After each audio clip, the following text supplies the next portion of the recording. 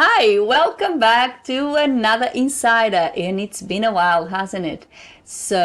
As I said, I've been away. I was supposed to come back last week with your Insider. That was what I have promised back in June when I did my last video.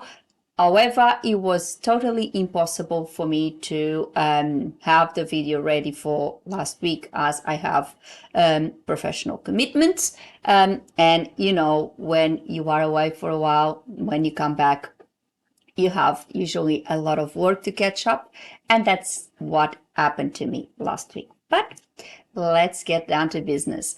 And this week, I am going to say why I was away and talk about what I found. So let's talk about it. I will talk about my holidays. I've been on holidays in Portugal, and I have a lot to say, not only about the Portuguese language, but about the Portugal in general. So come with me. Let's talk about Portugal.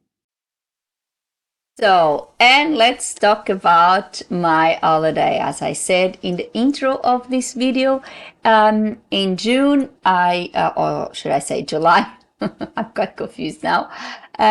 I went on a holiday to Portugal, not only to visit my family, of course, and friends, but to see firsthand what is happening with the language and with the Portuguese. You know, I am a very, very strong advocate for the revocation of the Orthographic Agreement, which I think it's damaging the language and culture of Portugal. But now I actually had the opportunity of seeing that damage firsthand, not only just with posts and documents that I read while I was here in Australia, but I saw the real thing happening there. First, and before I start talking about this, I have to say, and again I stressed, I have said this many times in my videos, that this is not a war between Portugal and Brazil, because it has nothing to do with that.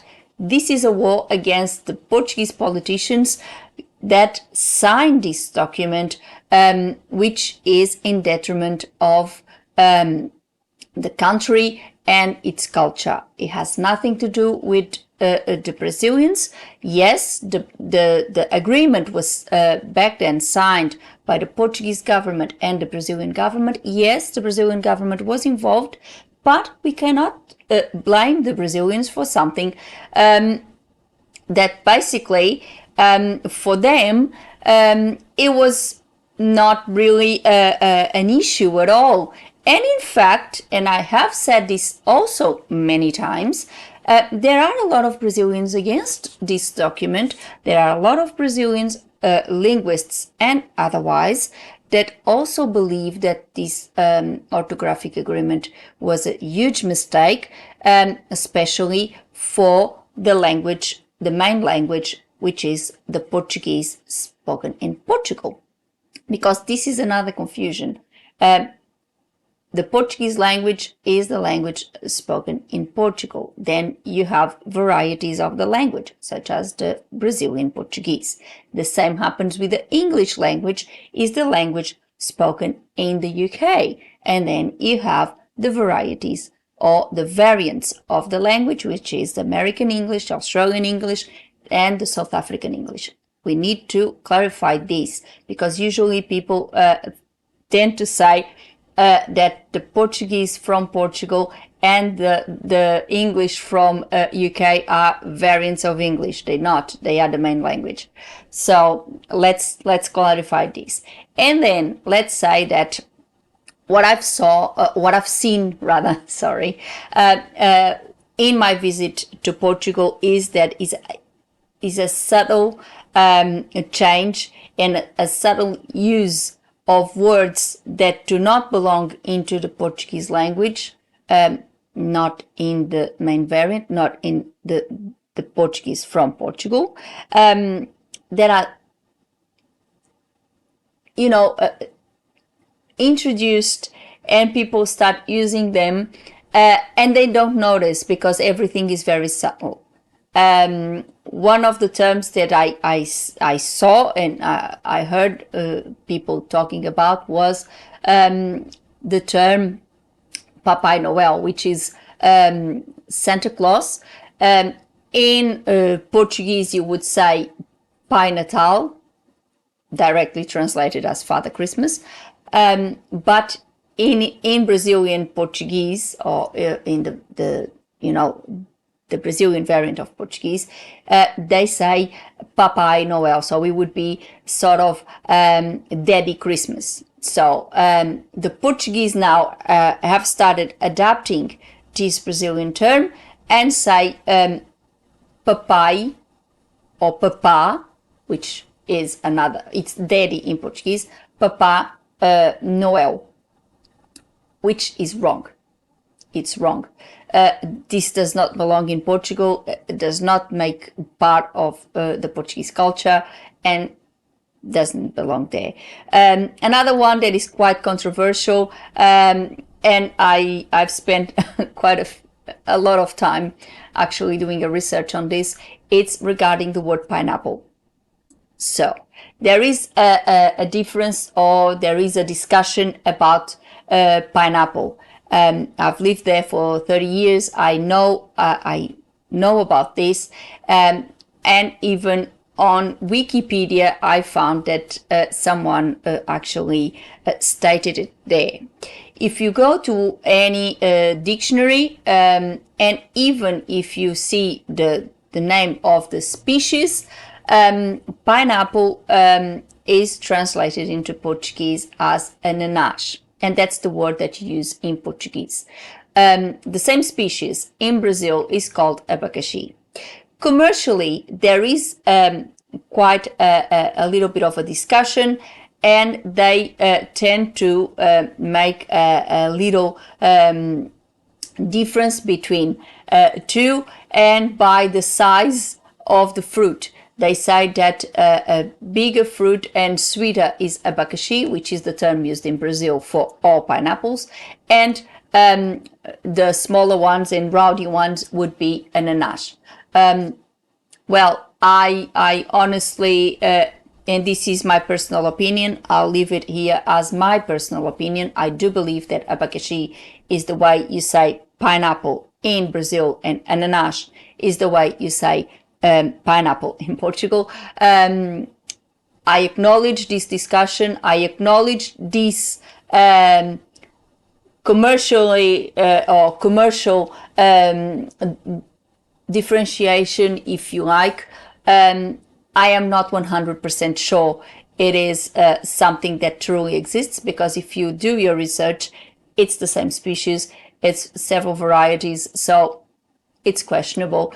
But what I would like to note is that now in Portugal, you see more and more and more in the supermarkets, everything is as abacaxi. So go figure.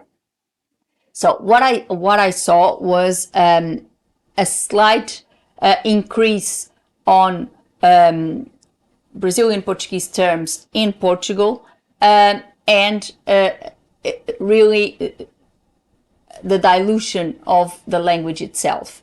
And it really upsets me, because Portugal and Brazil are two different countries with a very, very rich culture, each one of them. And I do believe that each one of them should be entitled to their own individuality and their own culture, their own richness, if you like.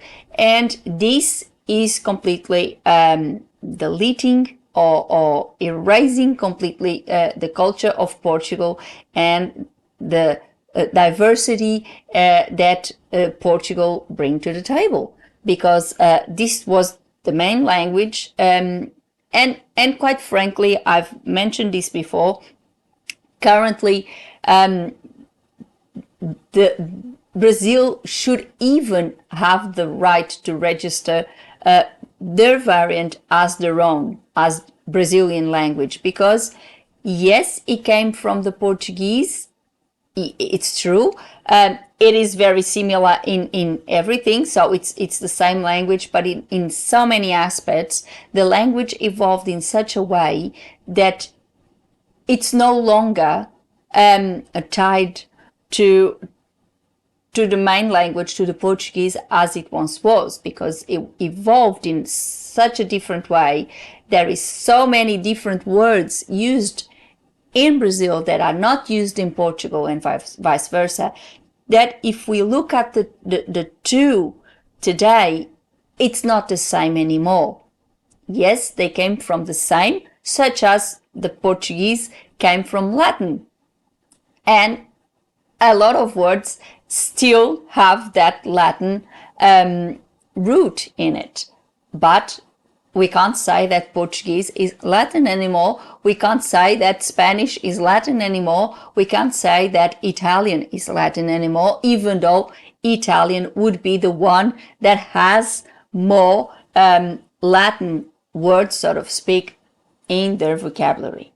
So I would even dare to say that at this stage, I think Brazil should have its language registered, and they should go completely separate on this, because they deserve it. It's like the diversity and the evolution that the language had in Brazil really deserves this separation. So why would Portugal out of a sudden want to kill its own language to adopt the variant that today it still stands as a variant? So this was honestly something I thought wrong. I thought about taking pictures, but some things was really hard to take pictures, because it would be things I would see like on the road, and when you go on the road, it's very hard to take pictures with the car in movement and something. For example, one of the most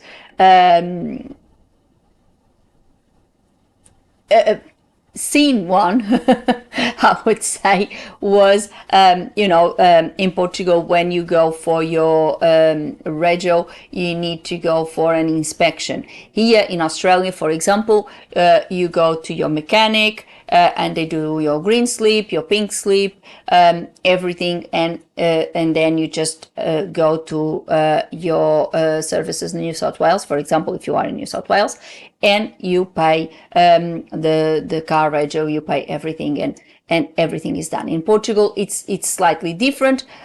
Insurances are completely different, so it's not really like that. But you go to a specific place that is part of the government, so making it a little easier for you to understand, it would be part of, let's say, Services New South Wales. So you would have to take your car to that center, that Services New South Wales center, for example, and they will do what you do here as, I believe, the pink slip, which would be checking your car for tires, for the brakes, for everything, see if the car is roadworthy, and if so, they would give you the tick of approval, and then you would go ahead and pay the radio for your car. Here it's independent, and then the mechanic sends that report to the authority. I'm giving the example of New South Wales because I do live in New South Wales, but in Portugal it's something that is done in a government facility, and that is called an inspection center. Inspection. So in Portuguese would be Centro de Inspeções, and it's written, I'm going to put the word here, it's written inspeções with a C before a T.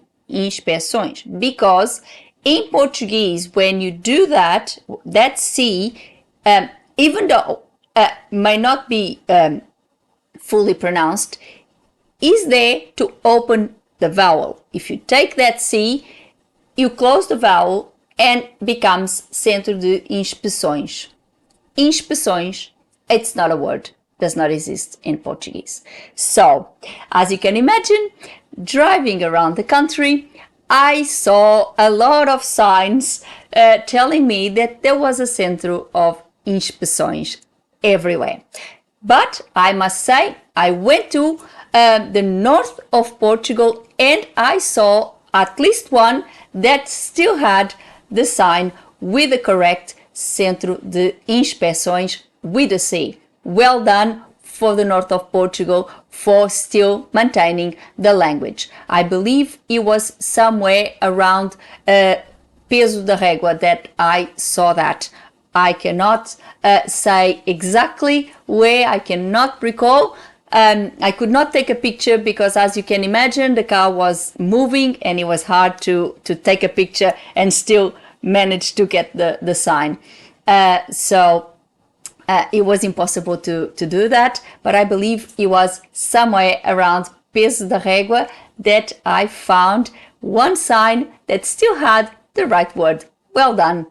The rest of the country, especially in big cities like Lisbon or Porto, it was pathetic. It was all this rubbish of orthographic agreement that do not help the language. Listening to the news in Portugal was rather odd.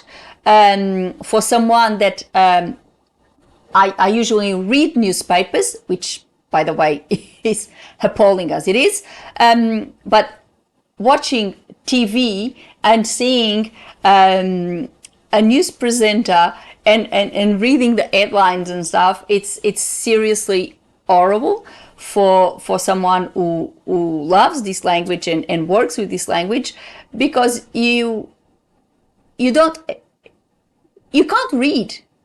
What I found is that I was listening to the news, I was hearing the presenter reading the news, they were actually saying the words correctly. However, what I was reading in the headline was hard to read because it did not make sense. My brain could not process those words because they don't exist.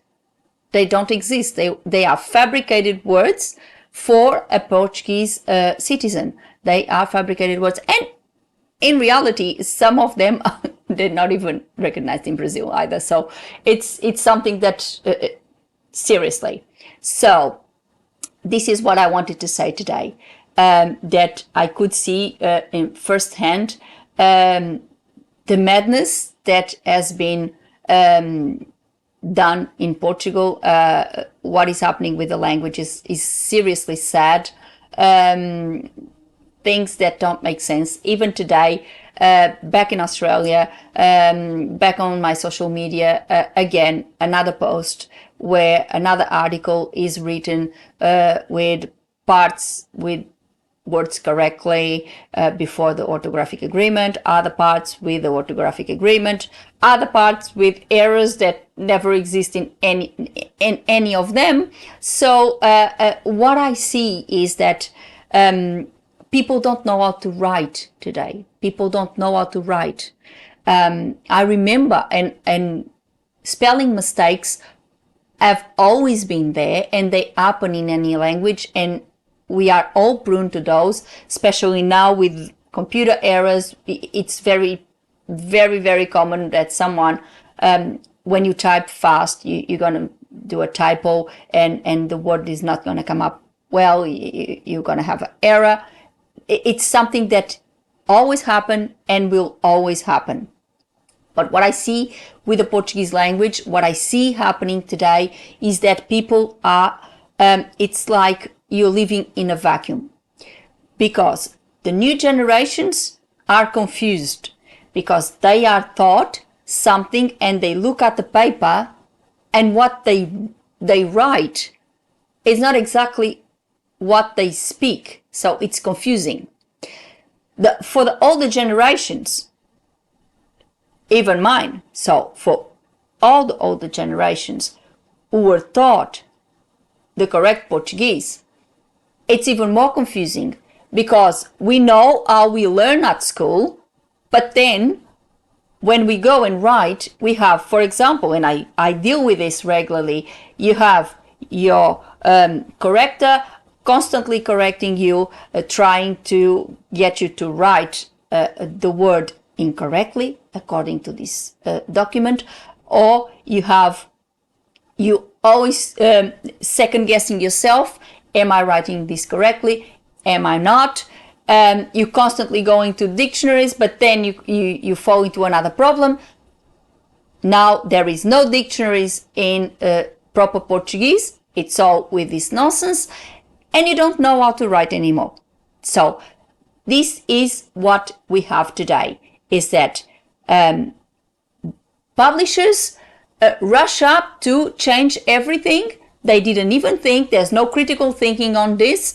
It was just a commercial decision. Let's change everything.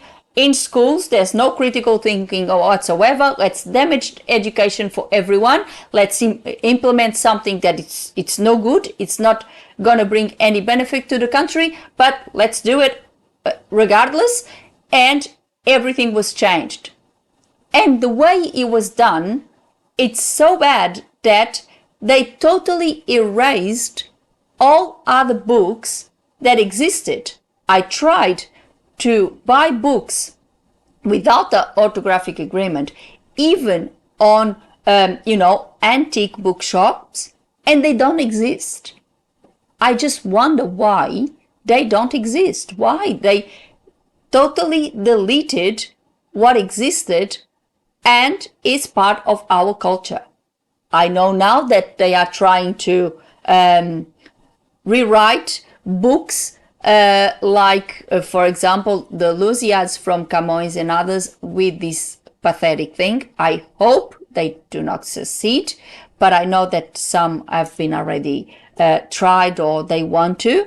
I think it's appalling if they do, especially if they do that to anything that comes from Camões. It would be an offense to the country, because it's long known that Camões is one of a representative of the language. The Portuguese have a very special link to this writer, and so much so that we usually call the Portuguese language the language of Camões. So if they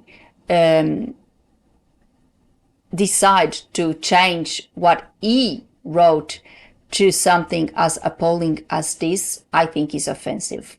So again, this was just an introduction. Throughout this month, I'll be talking about little things that I found regarding the language, and I'll keep you an overview of what I saw during these 4 weeks. This video is a little longer because when I know I'm very passionate about this, and when I start, I really have to say something about this because I'm really, really passionate about it. I'm really against it, and I hope we can do something to make this thing a thing of the past, because it's damaging the language, it's damaging the culture, it's damaging the country. And obviously I do believe that Portugal is entitled to his culture, to his language, to his rich and diverse words and vocabulary. So why would Portugal be forced to adopt something that does not belong there? That's my question.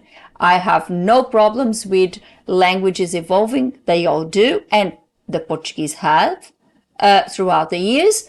I do have a problem when politicians decide to impose a so-called evolution that did not exist into a language and cause all these problems that everyone can see. Everyone sees that this is not right, that no one is happy about this. Basically, a lot of people don't even care about the orthographic agreement. They do not use it. I'm one of them. And nothing is done.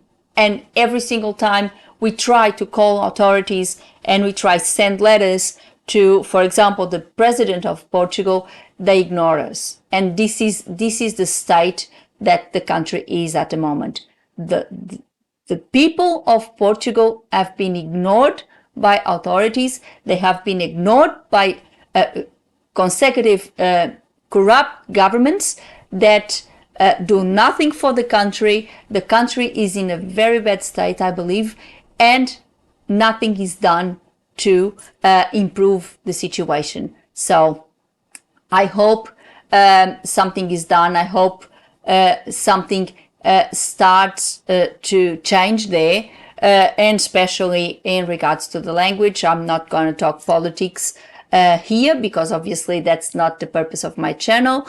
I'm talking about languages and linguistics, and definitely Portugal has a lot to change when it to what language is concerned. I think we need to go back to what Portugal is. We need to,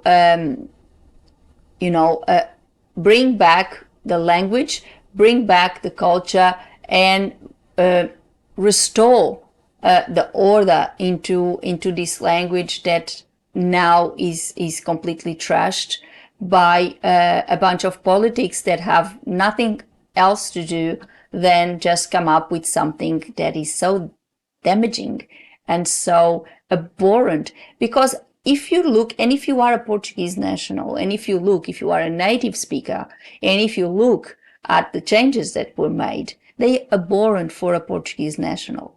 This is the situation.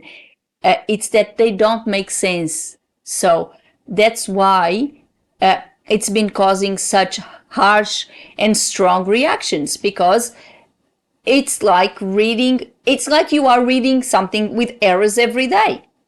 So how can you be forced to write something that you know it's not right, it's wrong, it's an error, does not belong there, you don't talk like that, it's not the way you pronounce it, so it's wrong. Simple. So this was my view of what I found.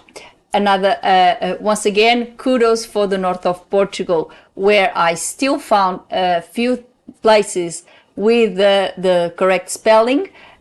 Kudos for them.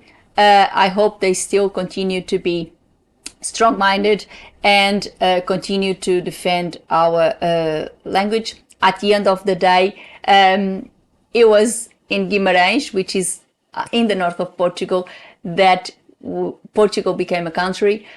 So let's do it all over again, north of Portugal. Let's do it. Keep going and refusing this, and let's do it again. Let's do a revolution and ban all these politicians, and bring our culture and bring our language back. And this was all for today.